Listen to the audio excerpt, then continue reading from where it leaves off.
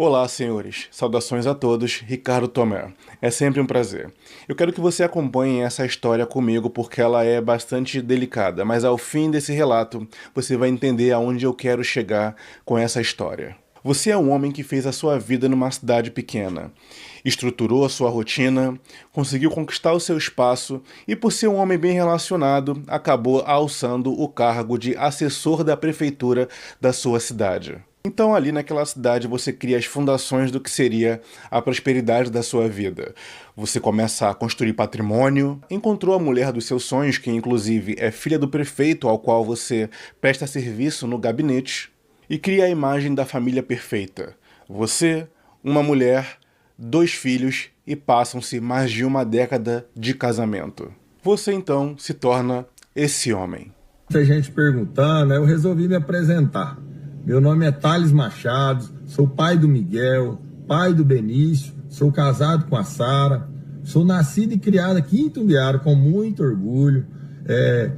Aqui que eu cresci, né, que eu estou construindo a minha família, que é o que a gente tem de mais importante na vida. E é aqui que muita gente me conhece pelo atual cargo que eu ocupo, sou secretário de governo da Prefeitura Municipal, ou me conhece pela minha família, ou pelo futebol que eu joguei a vida inteira, ou trabalho com o nosso prefeito Johnny Araújo, que eu sou casado com a filha dele. Enfim, eu quero aqui me apresentar para mostrar para vocês aí o quanto eu trabalho pela nossa cidade, o quanto eu ajudo a cuidar das pessoas da nossa cidade, e eu quero fazer muito mais.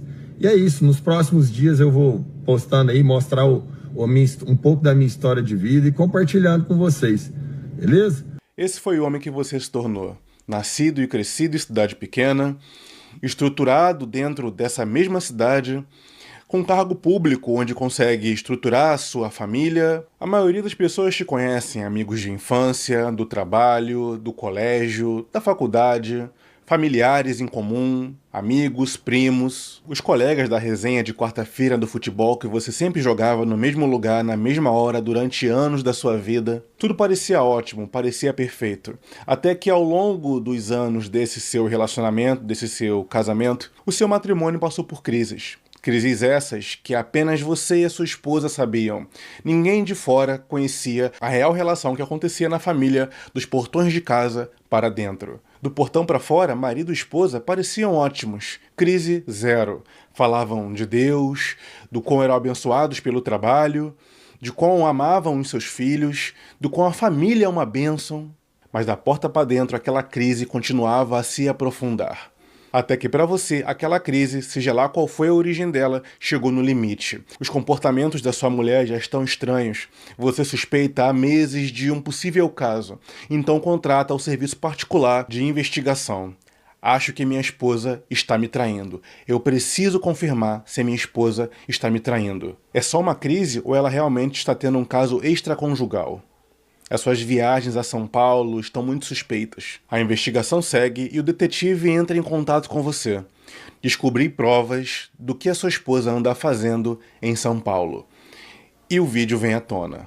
A esposa com um affair, numa mesa de bar, a luz aberta, a céu aberto. Você confirmou. A sua esposa estava te traindo. E agora, o que eu faço com a minha vida? Ali qualquer homem teria 2 opções. A primeira seria um divórcio seco, frio. Ela chega de viagem, você coloca as provas na mesa, acabou. Cada um toma o seu rumo. Na verdade, é o que a maioria faz. Afinal, os divórcios consensuais são a maioria. Você não aceita o erro, a pessoa entende que errou e cada um segue para o seu lado. Mas há aquela outra parcela de divórcios litigiosos, que é quando um quer separar, o outro não quer. Nos vemos na justiça. Não entramos no acordo sobre quem fica com o quê, ou se realmente é hora de divorciar, então eu não vou assinar nada. Tanto ele ou ela ficam nessa guerra fria durante meses, enquanto as reais vítimas da situação são as crianças, os filhos no casamento, que têm pais brigados em pé de divórcio, mas que não querem sair e largar o casamento, seja por qual motivo for. 2 caminhos aparentemente razoáveis. Um correto e outro no limite, certo? Mas é aqui que o horror da mente de um homem tomado pela loucura da paixão começa. O nosso personagem criou um terceiro caminho. E nesse caminho, ele vai até o seu computador e digita um longo texto nas redes sociais. agradece pela família, pelos amigos, pelos parentes, sogro, sogra. Vocês foram maravilhosos na minha vida. Meus filhos são um presente de Deus e a minha família era tudo o que eu tinha. Mas alguns detalhes tornam essa carta um grande pesadelo. Ao longo do texto fica explícito que os filhos do personagem dessa história já não estão mais presentes, já não estão mais vivos. O que aconteceu? Algum acidente? Não. Esse homem, tomado pela loucura, não só tirou a vida dos filhos, como também a própria. Um ato covarde de quem escolhe a saída fácil. É isso. O casamento decai, a esposa trai e o marido, para atingir a esposa e a todos que o cercam, tira não só a sua vida, mas também a vida dos seus 2 filhos menores. História macabra, né? História pesada, sensível. Pois é. Jordan Peterson, psicanalista, né, escritor, tem uma frase bem interessante. Se você teme a força dos homens fortes, não queira saber do que os homens fracos são capazes. Geralmente temos no imaginário que aquele homem geralmente mais quieto, centrado, resoluto, assertivo e de poucas palavras é o homem mais perigoso na sala.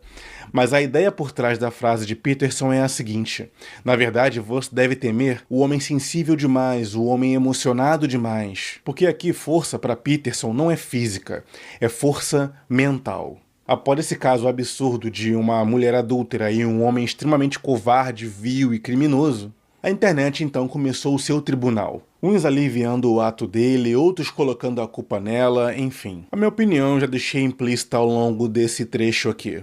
E é claro que ele é o único culpado de toda a situação. O que não nos impede de investigar as motivações. É claro que a traição despertou um gatilho na mente desse homem. Então não é que ela seja a culpada, afinal de contas apenas um homem apertou o gatilho. Mas é claro que as motivações também são importantes para entender até que ponto as coisas chegaram. E aqui nesse vídeo eu vou dar minha tese do que possivelmente se passou pela cabeça desse homem que cometeu essa atrocidade.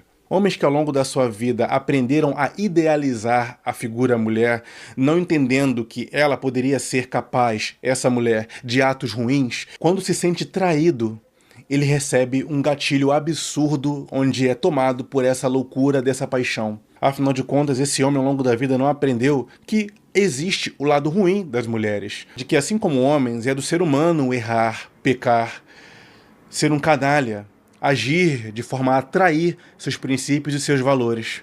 Ao colocar a figura feminina num pedestal, esse homem não conseguiu conceber a ideia de que existe maldade na mulher. Como assim? Ela me traiu? Na minha cabeça, eu dediquei toda a minha vida a essa mulher e a essa família. Eu idealizei não só a figura da família, mas também a da minha esposa. Eu não consegui enxergar a brecha para essa mulher, outro ser humano, falhar, errar ou pular a cerca. Esses homens que idealizam são os mais perigosos. Esses homens que idealizam são os mais fracos. Porque só se deparam com a possibilidade da mulher ser capaz de praticar ruindades muito tarde na vida, quando o seu caráter está todo construído ao redor dessa idealização. Esse é o tal do pejorativo do homem bonzinho demais, ou a chamada Blue Pill Rage, né? Ou a revolta do pílula azul. É aquele tipo de homem que projeta uma imagem do que a mulher não é. E quando a realidade bate e ele começa a ter que enxergar essa mulher como um ser humano, capaz de errar, de cair, ele entra em negação. E então entra todos os outros aspectos da vida dele, já que ele está na cidade que nasceu e cresceu, trabalhou, fez amizades, tem famílias. Como eu vou encarar meus familiares e amigos depois dessa? Todo mundo na cidade me conhece. A vergonha não é apenas a traição, mas também um caldeirão social que esse cara está incluído. Cidade pequena, vergonha grande. E qual é a saída mais fácil para esse homem? É não encarar esse envergonhamento. É não seguir com a sua vida e reestruturá-la, porque ele não consegue ver uma vida fora desse relacionamento, fora desse casamento. Aquilo que falamos aqui sempre, da habilidade do homem de ir embora. São aquelas frases fortes que alimentamos aqui na comunidade, não de modo a tornar você um homem incapaz de amar, mas para colocar um freio de mão nessa possível paixão que um homem desavisado possa desenvolver. Frases como, ela não é sua, é só a sua vez. Nossa, Tomé, mas que frase forte de se falar. Calma, é uma frase de jargão, apenas para lembrarmos de que, sim, Mulheres podem ser capazes de ruindade, inclusive com você. E se você tiver esse freio de mão na sua vida, você não larga o seu carro ladeira abaixo, sendo esse homem que começa a colocar a mulher num pedestal. Calma, trate-a bem quando ela te tratar bem. Ame-a quando ela te amar. E se ela decidir ir embora, era só a sua vez. Mas homens bonzinhos ou Blue Pill Rage não conseguem fazer isso, porque ele construiu toda a sua vida ao redor dela. Você, mulher, destruiu a minha vida. E aqui vai o último ato de um homem covarde. Ao invés de ferir apenas a si mesmo, fere os filhos para atingir emocionalmente a mulher que ficou. Ele é punido, os filhos inocentes são punidos, mas a adúltera e o amante não. Quanto à mulher, fora o envergonhamento social, ela é filha de um político. Possivelmente pode dar a volta por cima depois de algum constrangimento público ou aconselhamento terapêutico. Não vai passar dificuldades financeiras com a ausência do marido. Talvez as únicas dificuldades que ela vai passar vão ser as emocionais, já que o amor de mãe é profundo e os filhos se foram. Mas retomar a vida é possível. E quanto a ele? Desperdiçou a sua vida. E quanto aos filhos? Não estão mais aqui. Esse é o verdadeiro homem fraco, que em última instância é também o homem mais covarde. Não tenha medo dos fortes que encaram a natureza humana de frente. Tema sim os fracos que, na sua covardia, não conseguem viver uma vida que não seja idealizada, até você não corresponder à idealização que eles projetaram de você. Que a poeira baixe, que os familiares que ficaram encontrem conforto e que Deus perdoe a alma dessa mulher. Se gostaram da conversa de hoje, da reflexão de hoje, senhores, curtam aqui esse vídeo, se inscrevam no nosso canal. Muitos que assistem não são inscritos aqui do nosso espaço. Eu sou Ricardo Tomé, falando e escrevendo pelo Conselho. Até a próxima. Os bonzinhos são naturalmente disfuncionais e também os mais capazes dos atos mais vis. Essa é a mais pura verdade.